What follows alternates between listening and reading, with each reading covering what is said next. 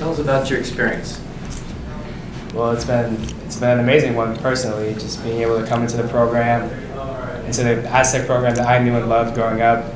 Came into a team that was seasoned, that was a veteran team. We started 2 seniors, 3 juniors that year when I became a manager under Steve Fisher.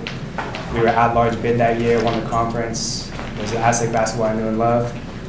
And then I got to be able to grow, learn, and be mentored by some great coaches over the years. And year after year, I got better, became a better basketball player, a better person, more importantly, and it led me to be here. The question is, what have you been able to teach these 2 guys next to you? Oh, I haven't been able to teach these guys anything. They taught me a lot. I remember I got a lot better when Devin came, because we're both not the biggest guys on the court. We're not the quickest, most athletic guys, definitely, but Devin's definitely one of the smartest players I've known, and just watching him play at his size, our size, I definitely added to my game, and I can definitely attribute a lot of my success to his talent that I was able to watch over the years. Devin, what do you say about Michael? Definitely, he's very tough. You know, he doesn't back down, and that's the most I like about him. He definitely pushed me. Just the fact that he doesn't back down. Maybe one time we got into it in practice, and he didn't back down. So he's very tough, and he's been working hard. How fun is this, sort of as the regular season wraps up to, see Michael get a chance to be out there and play with you guys? What's it mean to you all as the team? It was cool. He had a couple buckets last game. He went crazy on the bench. The crowd went crazy. It's just the hard work he's been putting in, and just staying focused and about the right things.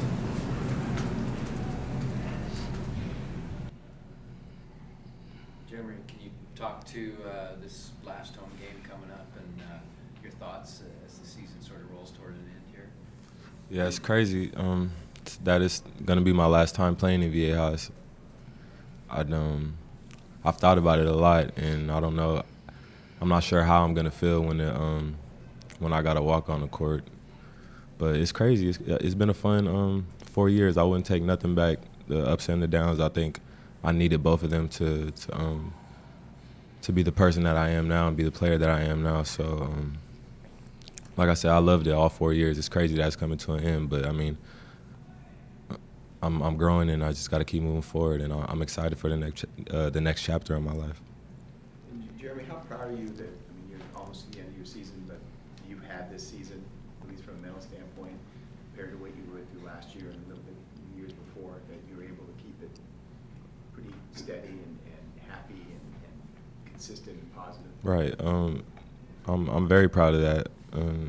This summer, I put in just as much work on my mental as I did my physical. So I'm thankful every day that I feel way better and I don't feel the way that I felt last year, just waking up in the morning. So it's a process, and I worked hard for both mental and physical. So I'm glad I was able to just stay clear in the head the whole time. Devin, last week you tweeted, "No one knows what I've been through." What did you mean by that? Just the grind I put into all the hard work, just all the sacrifices, my parents made for me and how I'm here now. So just no one knows what I've been through.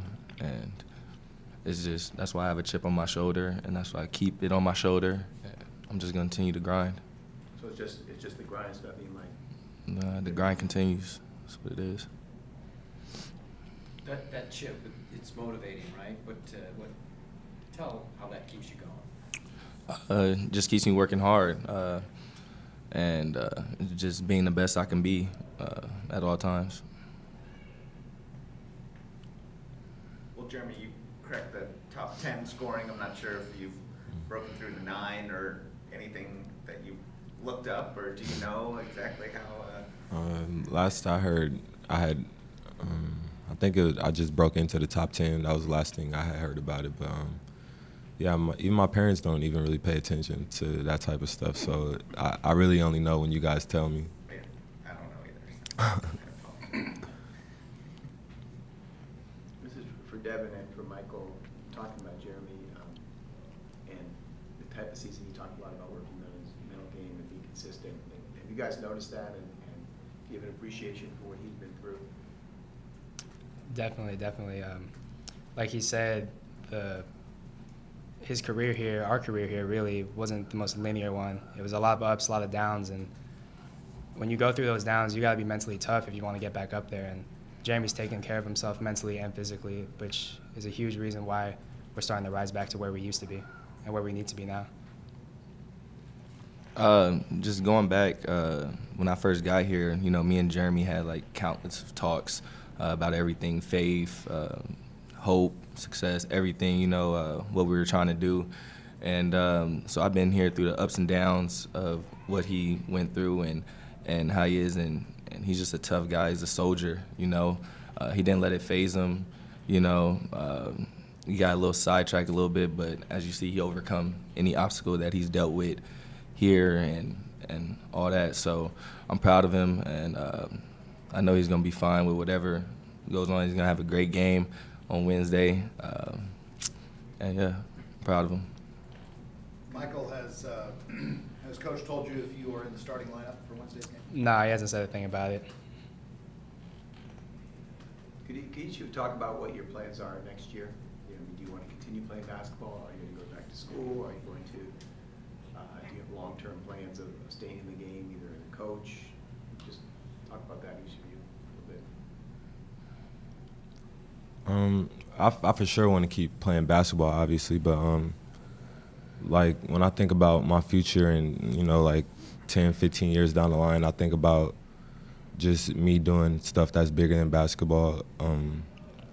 I feel like I can help a lot of people. I feel like what I've gone through with my mental issues or dealing with stuff like that, I feel like being on this platform, I could maybe, you know, just help people who have gone through the same thing, or, you know, just be a voice for people who don't, who feel like they can't speak up on stuff like that. So I want to help people, and I know that I could do it through this game of basketball, and this platform allows you to reach a lot of different people. And basketball has always been a dream, and it will continue to be a dream. But while I'm here alive on this planet, I want to help people, and I want to, you know, just put a smile on people's faces. And I think obviously basketball gives me the opportunity to do that, and whatever comes with that is what I'm gonna be happy with.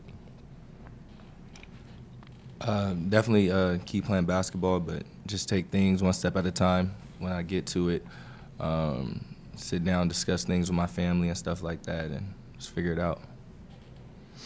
Personally, my playing career will probably be over once this season's over, but that doesn't mean I have to stray away from basketball. But then again, I do have a few options I have to consider, whether I want to go into my engineering career straight on, go to grad school, get into coaching. But like I'm sure we're all familiar with, like we could have a plan, but most of the time life never goes according to plan. It's all about making your opportunities and picking and choosing which one you want to go with. So that's what I'll be doing next year. Michael, what's your biggest takeaway from your time here at San Diego State? Just the atmosphere, the San Diego State here, the offer, just the love. It's so warm. That embrace is really hard to put into words, especially the show and the fan base we have here at San Diego State. Just especially being from that fan base, like growing up, you know, like I was a fan back like when Lorenzo first started playing here. So that was, and it's ironic that I get to work with him on a daily basis now. It comes full circle, but definitely that embrace, that warmth that this crowd brings, that this fan base brings, is something special. I'll cherish forever.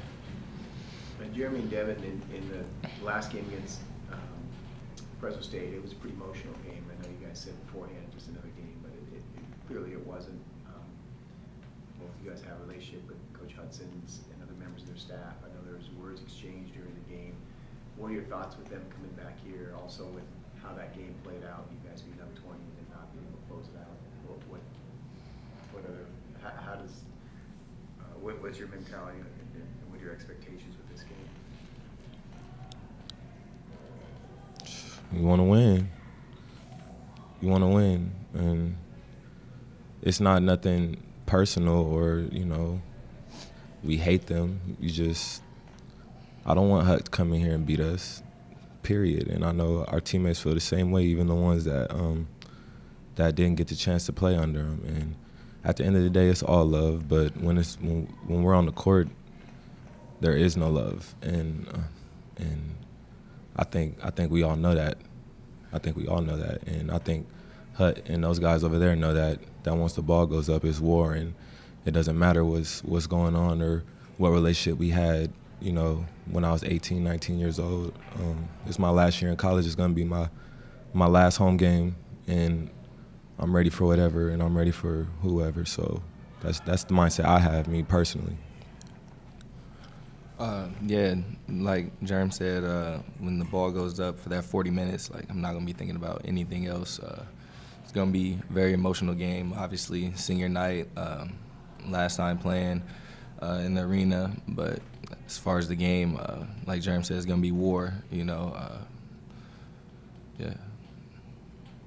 You guys have been pretty good in playing teams that beat you already this season, and you've been pretty outspoken about, you know, some motivation. Is that in play here? Oh yeah, it's definitely motivation, especially what happened in Fresno. Like, there's a lot of stuff that happened. It was sidetracking, but at the end of the day, we lost. So when they come here on Wednesday, yeah, definitely got something for them. Got something for them. Yeah.